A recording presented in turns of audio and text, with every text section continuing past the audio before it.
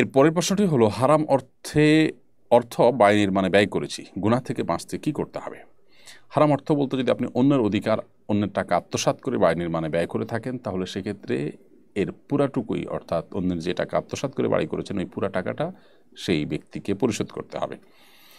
আর যদি অন্যের টাকা না হয়, এটা হারামটা হয় আল্লাহর কোনো নির্দেশগত কারণে। ধরুন আপনি এমন কিছু করে উপার্জন করেছেন যেটা আসলে আল্লাহর হক সংশ্লিষ্ট নয়, বান্দার হক সংশ্লিষ্ট হারাম।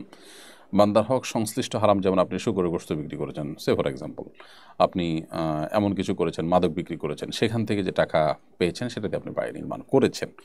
তো এই ক্ষেত্রে যেটা হবে যে টাকা আপনি উপার্জন করেছেন হারামভাবে, সেই পরিমাণ টাকা আল্লাহ রাস্তায় আপনি দান করে দিবেন এবং কোনো সওয়াবের নিয়ত করবেন না।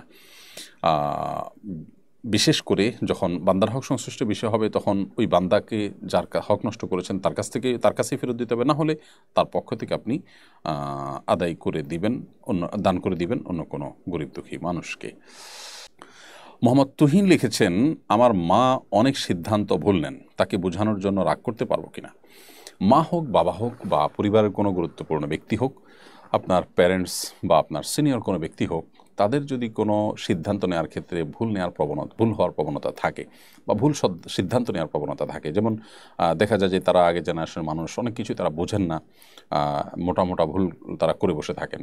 ডেফিনেটলি আমরা তাদেরকে বোঝাবো, এবং বোঝাতে গিয়ে মান, অভিমান, কিছুটা জোরাজুরি, কিছুটা চাপাচাপি করতে পারবো, কিন্তু মনে রাখতে হবে সেই চাপাচাপি, সেই জোরাজুরিটাকে যেন তারা স্নেহ, ভালোবাসা, শ্রদ্ধা ভরেই যে করা হয়েছে সেই বার্তা যেন তারা নেয়। আপনি যে জোরাজুরি করছেন সেটার রিডিং যদি তারা এভাবে করেন যে সে আমাকে প্রেশার ক্রিয়েট করছে বা আমার সাথে ব্যবহার খারাপ করছে, তাহলে সেটা জায়েজ হবে না।